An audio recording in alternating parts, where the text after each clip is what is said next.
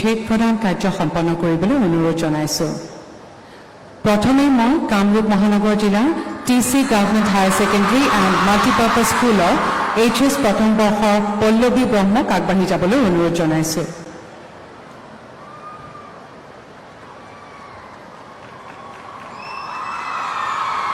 ধন্যবাদ।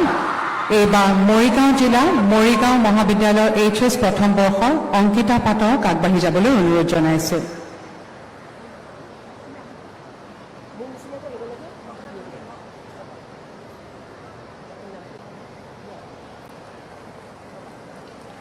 ধন্যবাদ।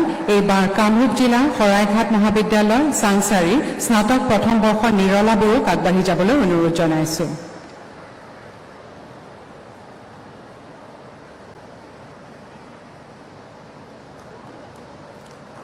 ধন্যবাদ। এইবাৰ মৰিগাঁও জিলা মায়ং আঞ্চলিক মহাবিদ্যালয়ৰ স্নাতক প্ৰথম বৰ্ষৰ ভাগ্যশ্ৰী দেৱীক আগবাঢ়ি যাবলৈ অনুৰোধ জনাইছো।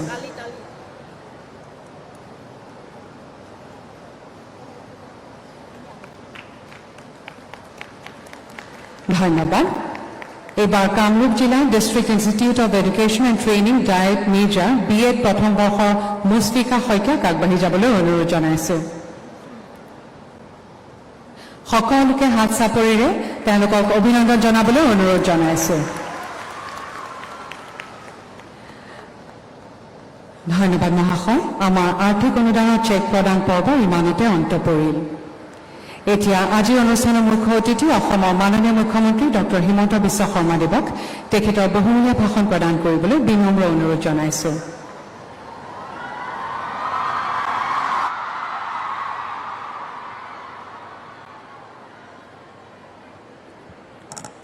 খবৰ কেনেকুৱা সবৰে? কিমান ভাল?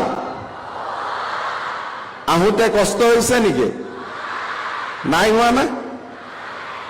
আচ্ছা, কাবাৰ কষ্ট হৈছে নেকি? সবে নাই হোৱা বুলি কোৱা নাই। কাৰ কাৰ কষ্ট হৈছে? কষ্ট হৈছে নে হোৱা নাই? হোৱা নাই। ঠিক আছে। মৰিগাঁৱৰ পৰা কোনে কোনে আহিছে? বাপৰে, মৰিগাঁও আগতে আহিছে, ভাল চিটত বহিছে, হয়নে? আমাৰ কামৰূপ জিলাৰ পৰা কোনে কোনে আহিছে?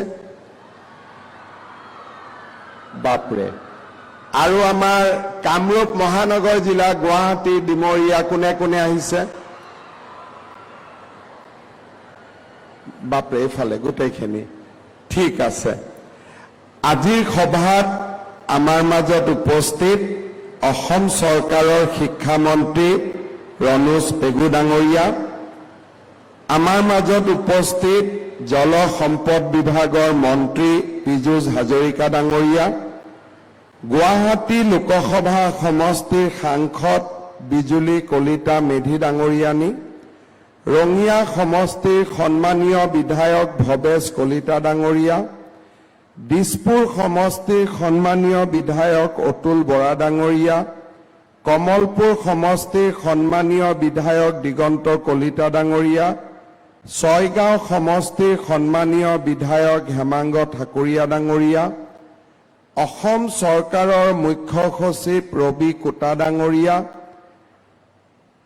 উচ্চ শিক্ষা বিভাগৰ সচিব নাৰায়ণ কোঁৱৰ ডাঙৰীয়া, কামৰূপ মহানগৰ জিলাৰ আয়ুক্ত সুমিত চাটাৱন ডাঙৰীয়া, মৰিগাঁও জিলাৰ আয়ুক্ত দেৱাশীষ শৰ্মা ডাঙৰীয়া, কামৰূপ জিলাৰ আয়ুক্ত দেৱকুমাৰ মিশ্ৰ ডাঙৰীয়া, অসম উচ্চ বিদ্যালয় শিক্ষা সংসদৰ উপাধ্যক্ষ ৰুক্ম গোহাঁই বৰুৱা ডাঙৰীয়া, উপস্থিত শিক্ষক শিক্ষয়িত্ৰীসকল আৰু মোৰ অতিকে মৰমৰ ছাত্ৰীসকল, আজি গুৱাহাটীত আমি যেনেকৈ ইয়াতে মৰিগাঁও কামৰূপ আৰু কামৰূপ মহানগৰ জিলাৰ ছাত্ৰীসকল সমবেত হৈছোঁ, তেনেকে গোটেই অসমতে প্ৰতিটো বিধানসভা সমষ্টিতে আজি একোখনকৈ সভা অনুষ্ঠিত হৈছে।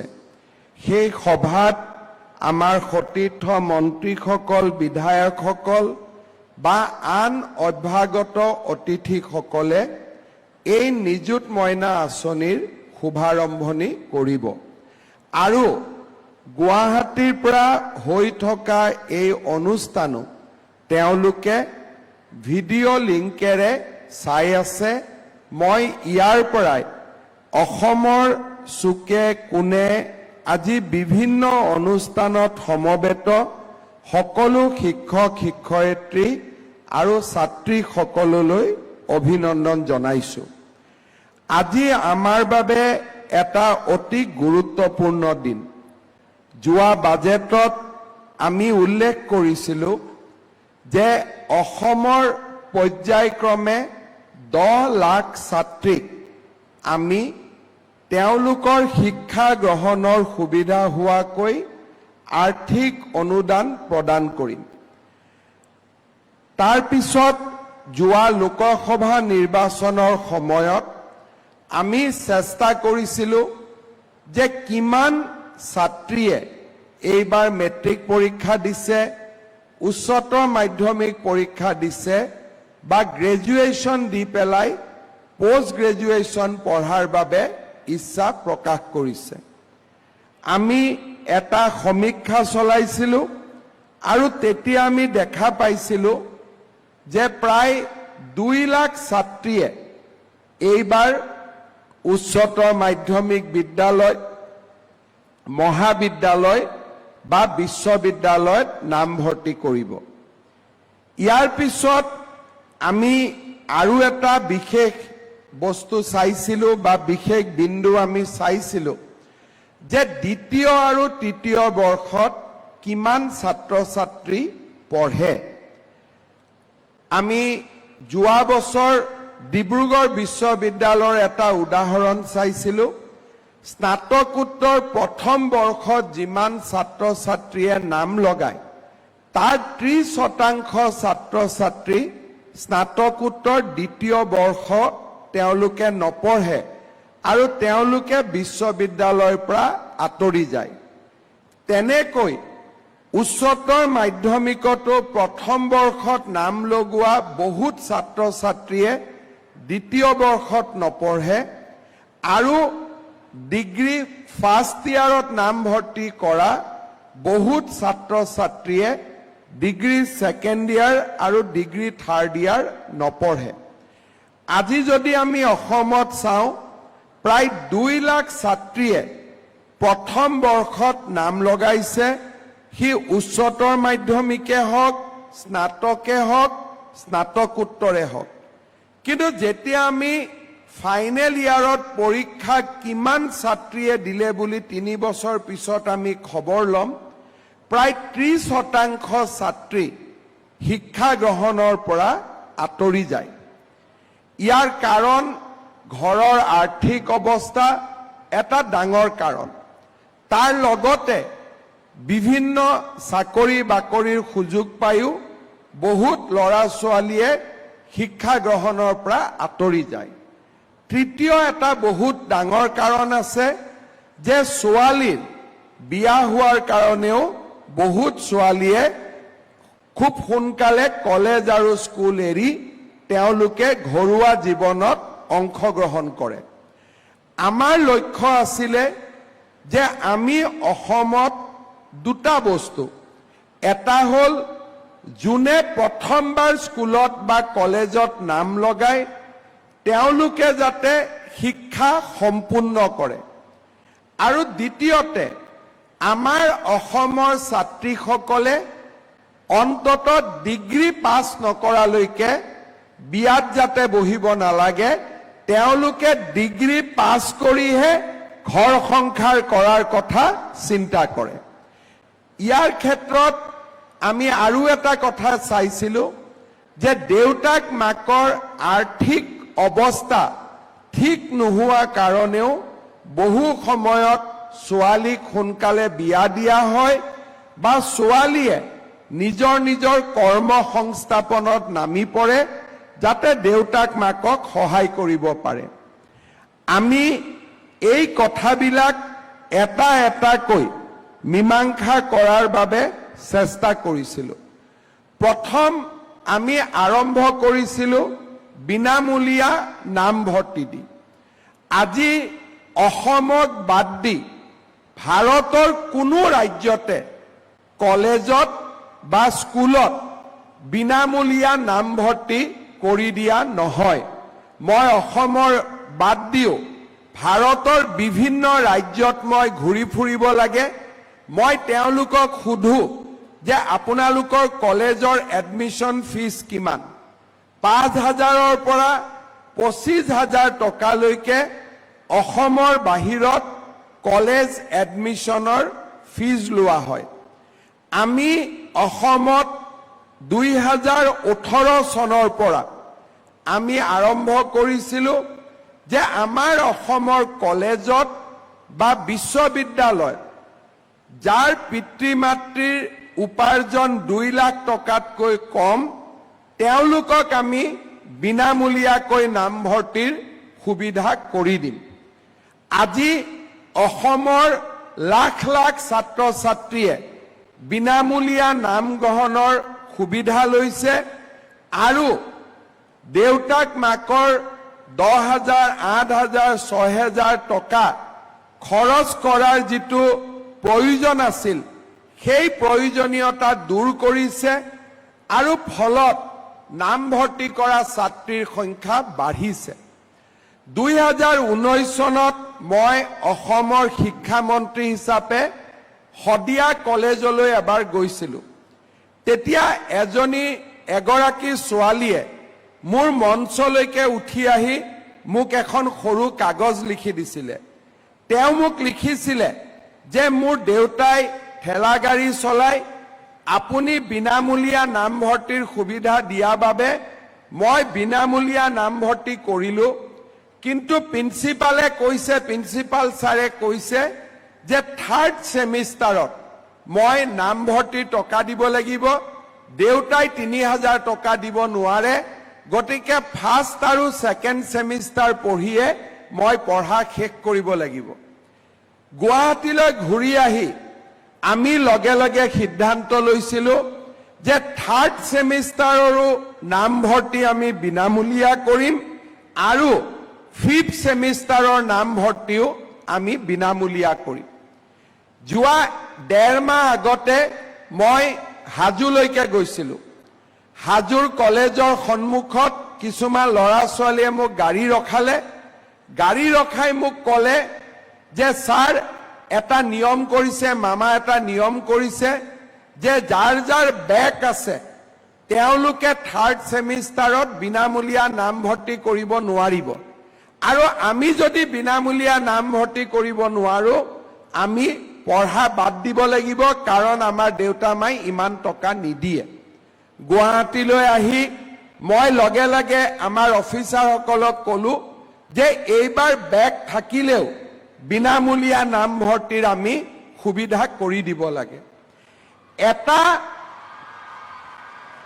এটা আঁচনি যেতিয়া চলি থাকে মানুহে গতানুগতিক জীৱনত সোমাই যোৱাৰ কাৰণে আঁচনিটোৰ প্ৰভাৱ তেওঁলোকে অনুভৱ নকৰে, কিন্তু যিদিনাখন কিবা কাৰণত আঁচনিটো কেইটামান দিনৰ কাৰণে বন্ধ হৈ যায় তেতিয়া মানুহে অনুভৱ কৰে যে আমাৰ আঁচনিটো কিমান প্ৰয়োজনীয়।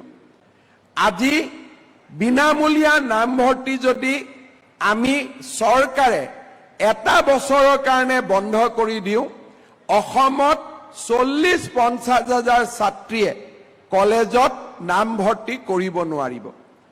আজি ই হৈছে আমাৰ বাস্তৱ সত্য। তাৰ পিছত মোৰ মনত আছে 2018-19 চনত কোনোবা এটা দিনত মই ডুমডুমা সমষ্টিৰ ফিলবাৰীত গৈছিলোঁ। তাতে কেইগৰাকীমান মহিলাই আহি ক'লে যে মেট্ৰিকত ফৰ্ম ফিল আপ কৰোঁতে 600 টকা লাগে, আমাৰ লগত এই টকাটো নাই, গতিকে আমাৰ ল'ৰা ছোৱালী আমি ফৰ্ম ফিল আপ কৰিব পৰা নাই। খুব সম্ভৱ চাহ বাগিচাৰ তেওঁলোক মাতৃ আছিলে। গুৱাহাটীলৈ ঘূৰি আহি আমি সিদ্ধান্ত ললো যে আমাৰ মেট্ৰিক আৰু হায়াৰ ছেকেণ্ডাৰী পৰীক্ষা দিবৰ বাবে ফৰ্ম ফিল আপ কৰিবৰ কাৰণেও আমাৰ ছাত্ৰ ছাত্ৰীয়ে টকা পইচা দিব নালাগে, যিসকল দৰিদ্ৰ সীমাৰেখাৰ তলৰ ছাত্ৰ ছাত্ৰী তেওঁলোকক আমি বিনামূলীয়াকৈ পৰীক্ষাত বহাৰ সুযোগ দিম সেৱা আৰু কাউন্সিলক যি টকা লাগে সেইখিনি চৰকাৰৰ ঘৰৰ পৰা দিয়াৰ ব্যৱস্থা কৰিম ইয়াৰ পিছত মোৰ মনত আছে মই কোনোবা এটা দিন বিহালীত এখন কলেজলৈকে গৈছিলো ছোৱালীসকলৰ লগত বহি কথা পাতিছিলো তেতিয়া মই এনে ধেমালিতে সুধিছিলো যে তোমালোক যে ৰাতিপুৱাই কলেজলৈকে আহা দিনত কি খোৱা কোনোবাই কলে কেন্টিনত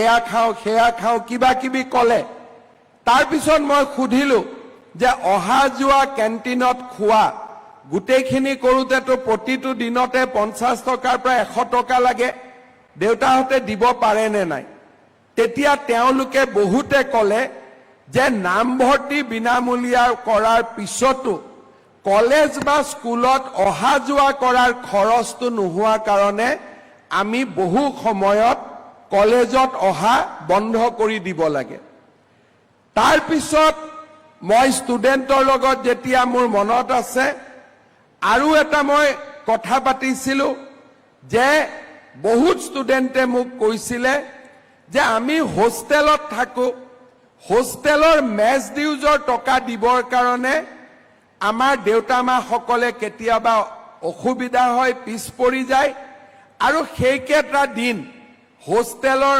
মেছৰ পৰা আমাক প্ৰেছাৰ দি থাকে টকা কেইটা দিবৰ কাৰণে কেতিয়াবা আমি মেছত ভাত খাবই নাযাওঁ আমি দূৰে দূৰে থাকো যেতিয়ালৈকে দেউতা মাই আমাক টকাখিনি পঠাই নিদিয়ে এনেকে মই যেতিয়া স্কুলত যাওঁ ছাত্ৰীসকলে মোক কয় যে মামা চাইকেল এখন নহলে আমাৰ স্কুলত অহাৰ কাৰণে কষ্ট হয় বহুত দূৰ আমি খোজকাঢ়ি আহিব লাগে তাৰ কাৰণে আমাক আপুনি চাইকেল এখন দিয়াৰ ব্যৱস্থা কৰক আজি অসমৰ বহুত মানুহে মোক সমালোচনা কৰে যে হিমন্ত বিশ্ব শৰ্মাই চৰকাৰৰ টকা পইচা অপব্যৱহাৰ কৰে হিতাধিকাৰী সৃষ্টি কৰে কিন্তু আজি অসম চৰকাৰে যিমান আঁচনি ৰূপায়ণ কৰে এই গোটেই আঁচনিবিলাক আমি কেতিয়া ৰূপায়ণ কৰো যেতিয়া মানুহে আমাক নিজৰ বেদনা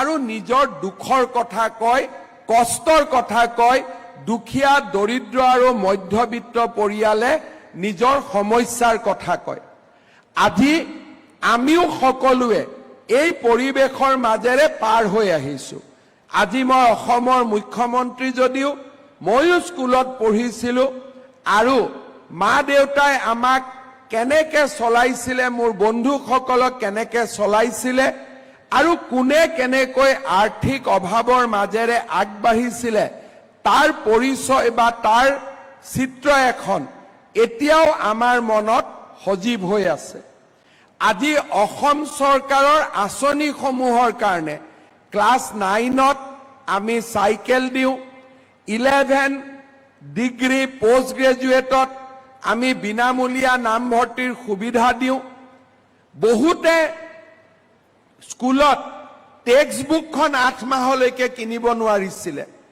ক্লাছ 8লৈকে আগতে বিনামূলীয়াকৈ পাঠ্যপুথি দিছিলে আমি 9 আৰু 10তো বিনামূলীয়াকৈ পাঠ্যপুথি দিলো আৰু আমাৰ হাই সেকেন্ডাৰীত ভাল ৰিজাল্ট কৰা ছাত্ৰীসকললৈ আমি স্কুটি দিয়াৰ ব্যৱস্থাও আৰম্ভ কৰিলো আজি যদি কোনোবাই মোক কয় যে চৰকাৰে হিতাধিকাৰীৰ সৃষ্টি কৰিব নালাগে বিনামূলীয়া নামভৰ্তিৰ ব্যৱস্থাটো বন্ধ কৰি দিয়ক কিমান ষ্টুডেন্টে এডমিশন ল'ব নোৱাৰিব আমি এবাৰ চিন্তা কৰি চাব লাগিব আজি বহুতে নাজানে এই 1000 টকা 1200 টকা 2500 টকা যদি আমাৰ ছোৱালীসকলে সদায় প্ৰত্যেক মাহত পায় কিমান ছোৱালীৰ দেউতাক মাকে নিজৰ কষ্ট লাঘৱ হ'ব আৰু ছোৱালীসকলে নিজৰ ভৰিৰ ওপৰত নিজে থিয় দি কলেজ আৰু স্কুললৈ যাব পাৰিব ইয়াতে হিতাধিকাৰীৰ কথা নাথাকে মানুহৰ দুখ বুজিব পৰা এখন চৰকাৰ থাকিব লাগে আৰু তেতিয়াই মানুহৰ সমস্যা সমাধান হ'ব পাৰে। এইটোৱে হৈছে আটাইতকৈ প্ৰয়োজনীয় কথা। আজি যিসকলে মোক সমালোচনা কৰে, মই আমাৰ ছাত্ৰীসকলক সুধিব খোজো যে আজি যদি তোমালোকে প্ৰত্যেক মাহত 1000 টকা, 1250 টকা, 2500 টকা চৰকাৰৰ পৰা পোৱা, দেউতা মাৰ কষ্ট অলপ হলেও কমিবনে নাই? কমিবনে নাই? আজি দেউতা মাৰ কষ্ট কমাৰ কাৰণে আমি স্কুলত যাব পাৰিম, পঢ়িব পাৰিম আৰু আমি নিজৰ জীৱনক আগুৱাই লৈ যাব পাৰিম। এতিয়া কোনেও নকলেও আমি সকলোৱে জানো যে চৰকাৰী চাকৰি পাবলৈ টকা পইচা দিব নালাগে। অসমত এতিয়া উদ্যোগীকৰণৰ এটা পৰিৱেশ আৰম্ভ হৈছে। চৰকাৰত আমি চাকৰি নাপালেও আমি কৰিব পৰা কাম লাহে লাহে অসমত সৃষ্টি হৈছে। আমাক মাত্ৰ শিক্ষা সম্পূৰ্ণ কৰিব লাগে আৰু সেইবাবে এই নিযুত মইনা আঁচনিখন আমি খুব পবিত্ৰ অন্তৰেৰে আজি অসমত আৰম্ভ কৰিছো। কেতিয়াবা কেতিয়াবা কংগ্ৰেছৰ মানুহবিলাকে কয় যে হিতাধিকাৰী সৃষ্টি কৰিছে। মই কওঁ যে মই হিতাধিকাৰী সৃষ্টি কৰা নাই, ভৱিষ্যত অসমক আগবঢ়াই লৈ যাব পৰাকৈ এক মানৱ সম্পদ আমি সৃষ্টি কৰিছো, যোনে আমাৰ অসমখনক ভৱিষ্যতৰ দিনত আগুৱাই লৈ যাব পাৰিব। আমি নতুন প্ৰজন্ম এটা সৃষ্টি কৰিছো, যি নতুন প্ৰজন্ম শিক্ষিত হ'ব, যি নতুন প্ৰজন্মই অসমক বিকাশৰ পথেৰে আগুৱাই লৈ গৈ ভাৰতৰ ভিতৰতে এখন সৰ্বশ্ৰেষ্ঠ ৰাজ্য হিচাপে প্ৰতিষ্ঠা কৰিব, তেনেকুৱা এটা নতুন প্ৰজন্ম সৃষ্টিৰ কামত আজি আমি নিজকে নিয়োগ কৰিছো। মই আজিৰ সভাত এই আঁচনিখনৰ বিষয়ে দুটামান কথা আপোনালোকক ক'ব বিচাৰিছো, তোমালোকক ক'ব বিচাৰিছো। একাদশ শ্ৰেণীত আমি যিসকল ছাত্ৰী পঢ়ি আছো, অসমৰ আন ঠাইত আজিয়ে এখন বেংক ড্ৰাফ্ট পাব আৰু আমাৰ ইয়াত বহি থকা ছাত্ৰীসকলক একেলগে দিয়াৰ যিহেতু ব্যৱস্থা নাই, অহাকালি স্কুলৰ প্ৰিন্সিপাল বা অধ্যক্ষসকলে তোমালোকক বেংক ড্ৰাফ্টখন দিব। কিন্তু অহা মাহৰ পৰা 11 তাৰিখে বেংকত 11 বজাত তোমালোকৰ মোবাইলত বা দেউতাৰ মোবাইলত টিকটিক আহিব, 11 বজাত বেংকত এই টকাখিনি 11 তাৰিখে জমা হৈ যাব। মই এই কথাটো এইকাৰণে কৈছো যে দেউতাৰ যিহেতু মোবাইলটো দেউতাৰ সকলোৰে মোবাইল নাথাকিব পাৰে, দেউতাই ভাবিব পাৰে টকাটো ক'ৰ পৰা আহিলে। গতিকে আজিৰ পৰাই ঘৰত আমি কৈ দিম যে 11 তাৰিখে যিটো টকা বেংকত সোমাব সেইটোৱে হৈছে নিযুত মইনা, আৰু এইটো মোবাইল দেউতাৰ মেছেজত যাব বা যাৰ নম্বৰ দিছা তাৰ মেছেজত যাব, কিন্তু তোমালোকৰ একাউণ্টতে এই টকাটো সোমাব, বেলেগৰ একাউণ্টত এই টকাটো নোসোমায়। ইয়াৰ পিছত আমি পইচাটো পাই গৈ থাকিম। কেতিয়ালৈকে পাম?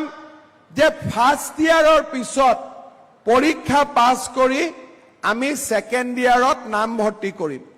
ছেকেণ্ড ইয়াৰত আমি যদি পৰীক্ষা পাছ কৰোঁ তেতিয়া আমি ছেকেণ্ড ইয়াৰৰ পইচা পাম, কিন্তু কোনোবাই যদি ফাৰ্ষ্ট ইয়াৰৰ পৰীক্ষাত উত্তীৰ্ণ নহয় বা নিজে পঢ়া এৰি দিয়ে তেতিয়াহ'লে ছেকেণ্ড ইয়াৰত আমি নিযুত মইনা আঁচনি নাপাওঁ। আৰু এটা সৰু ইয়াত চৰ্ত নহয়, পৰামৰ্শ, যে ছাত্ৰীসকলে তেতিয়া নিযুত মইনা আঁচনি পাব যাৰ বিৰুদ্ধে কোনো অভিযোগ নাথাকিব। অৰ্থাৎ অভিযোগ মানে ক্লাছ নকৰা বা বিভিন্ন ধৰণৰ যিবিলাক আমাৰ স্কুলত যাক ভাল একাডেমিক এক্টিভিটি বুলি কোৱা নহয়।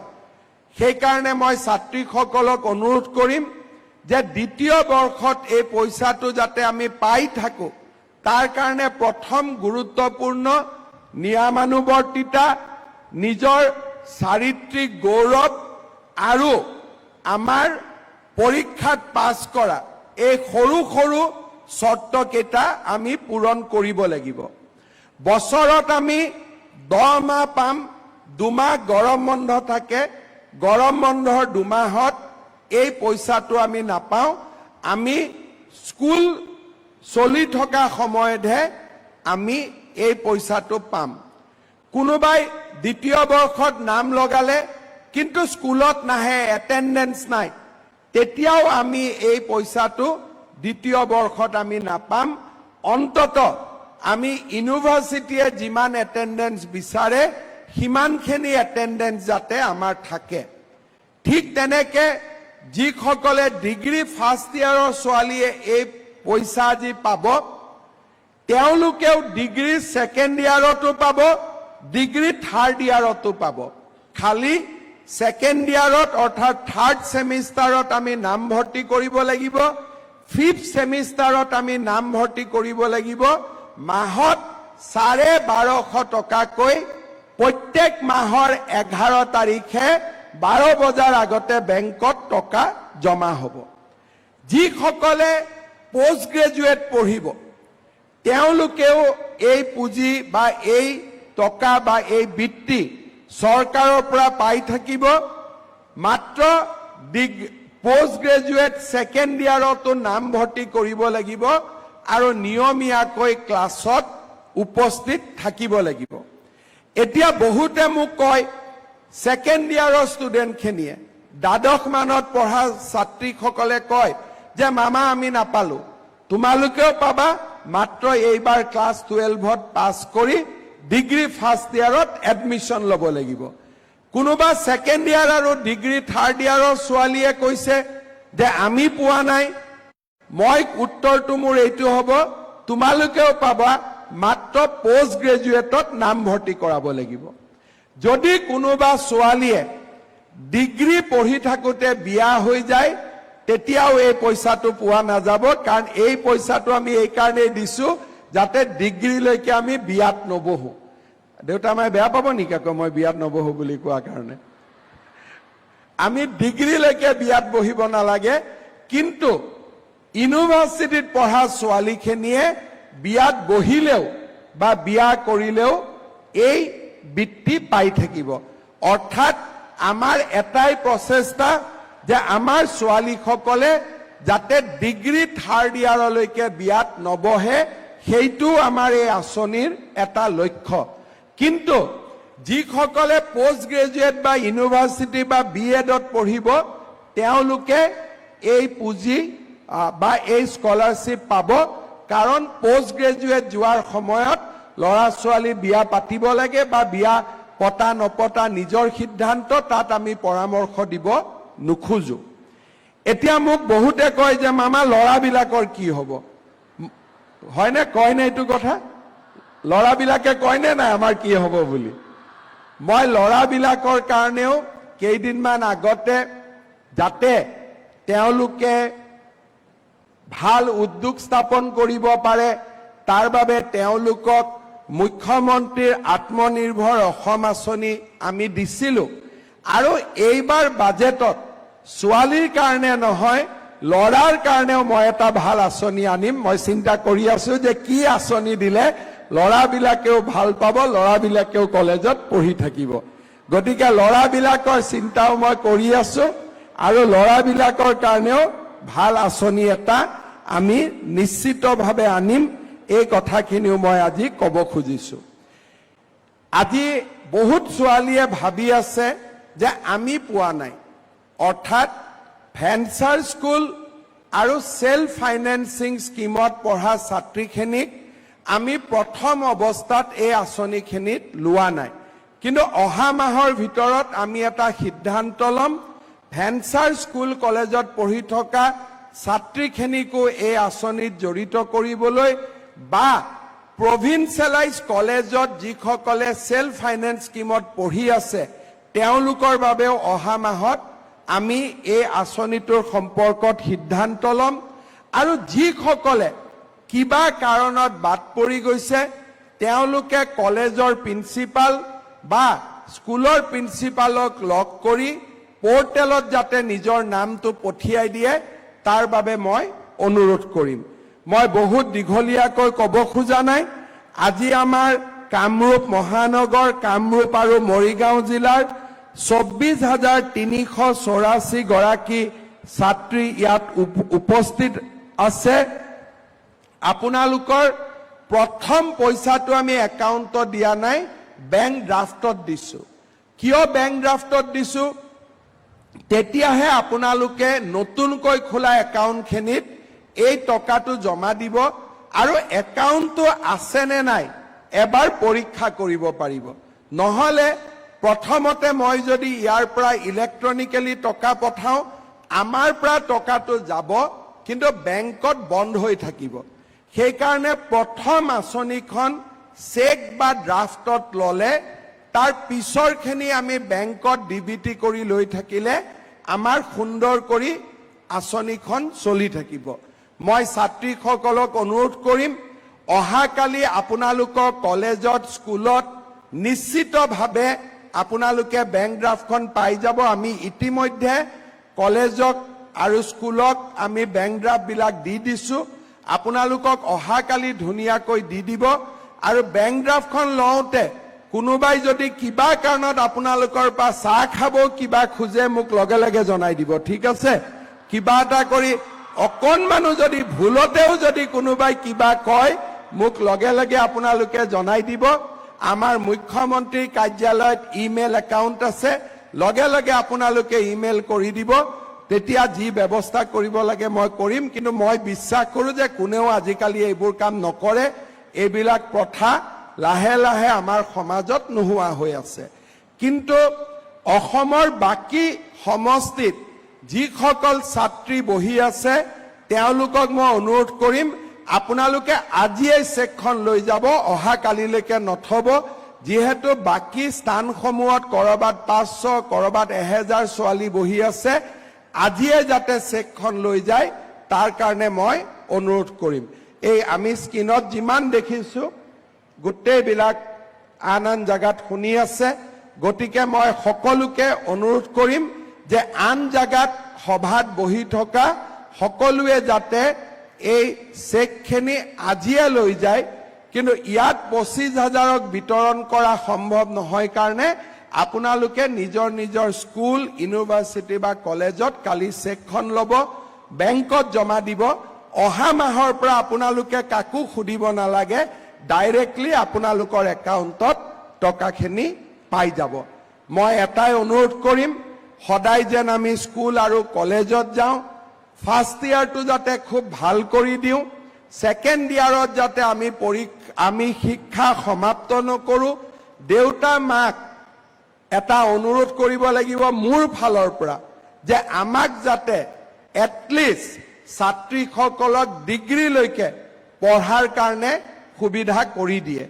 কিছুমান সমষ্টিত কলেজৰ অসুবিধা আছে, আমি লাহে লাহে বহুত কলেজো বনাই আছো যাতে পঢ়িব পৰা ষ্টুডেণ্টে পঢ়াৰ কাৰণে যাতে কেতিয়াও অসুবিধাত পৰিব নালাগে।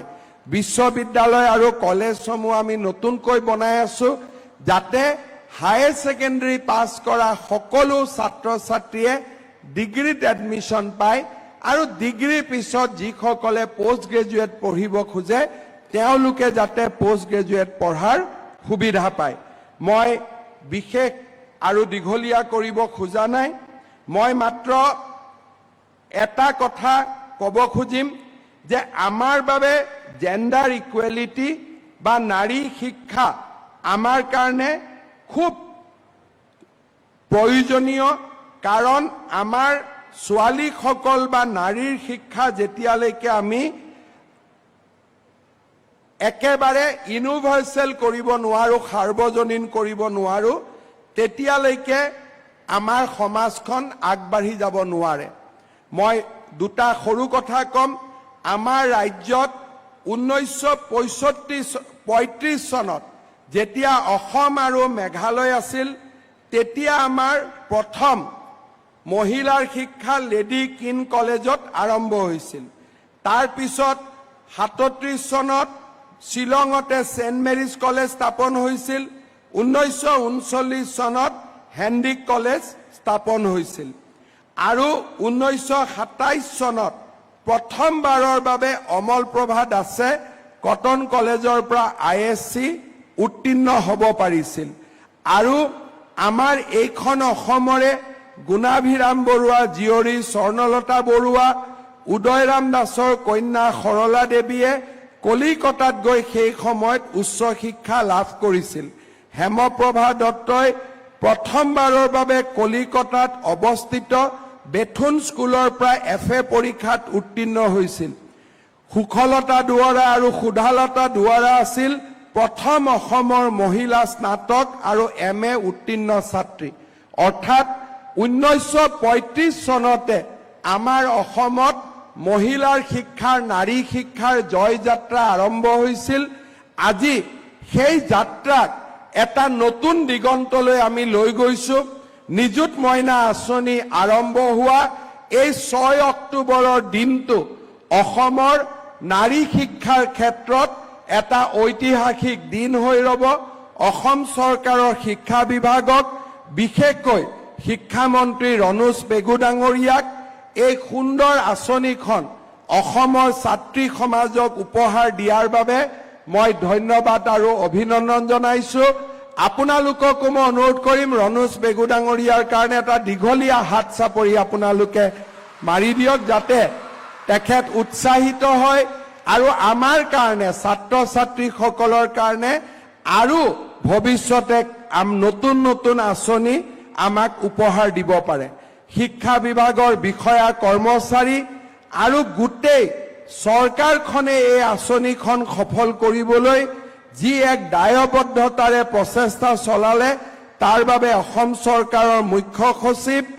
আৰু আমাৰ সকলো চৰকাৰী বিষয়া কৰ্মচাৰীক মই ধন্যবাদ আৰু কৃতজ্ঞতা জনালো এই আঁচনিখন সফল কৰিবলৈ অসমৰ বিভিন্ন স্থানত আমাৰ মন্ত্ৰীসভাৰ মন্ত্ৰীসকল বিধায়কসকল আৰু বৰেণ্য অতিথিসকল যি আমাৰ নিমন্ত্ৰণত আজিৰ অনুষ্ঠানত উপস্থিত আছে সকলোকে মই পুনৰ হিয়া ভৰা শুভেচ্ছা আৰু কৃতজ্ঞতা জনালো অসমৰ ছাত্ৰী সমাজক নিযুত মইনা আঁচনিত হিতাধিকাৰী নহয় নিযুত মইনা আঁচনি হাতত লৈ অসমৰ ভৱিষ্যত নিৰ্মাণৰ কাৰণে আগবাঢ়ি অহা প্ৰতিগৰাকী মইনালৈ মোৰ বহুত বহুত শুভকামনা আৰু অভিনন্দন জনাই মই মোৰ বক্তব্যৰ সামৰণি মাৰিছো ধন্যবাদ জয় হিন্দ বন্দে মাতৰম